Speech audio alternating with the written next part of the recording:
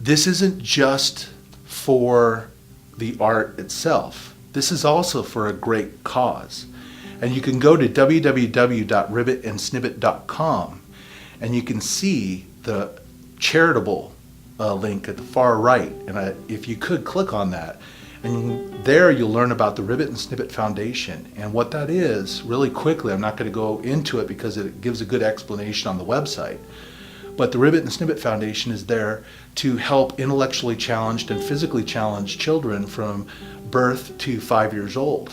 My wife and I adopted our little son Joe 3 years ago, who has cerebral palsy and FAS, among several other gene-related challenges in his life.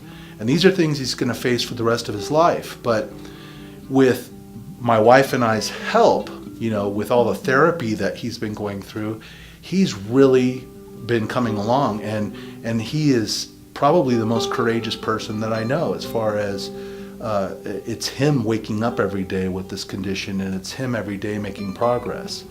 So, I wanted to advocate for kids like Joe, and especially families that don't have that kind of financial ability to handle if they have given birth to a child that has some of these, like a chromosome 22 deletion or another issue, plagiocephaly, or any number of things that can be wrong with a child or happen to a child.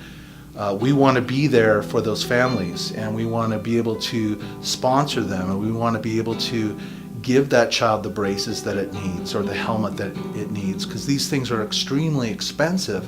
But at the same time, if you don't get those prosthetics in place early enough, they're going to be stuck with horrific consequences.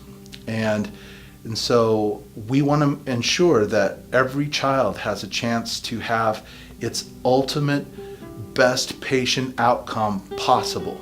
And after 5, it's kind of up to the parent, I say, to go from there. But from 0 to 5, that's the crucial time period with many of these things that where we can actually make a difference. And that's why I've pledged to make 70 to 80% of the profit from Ribbit and Snibbit go to the foundation to help these children and make sure that we live in a world where we're taking care of the ones who need to be taken care of the most.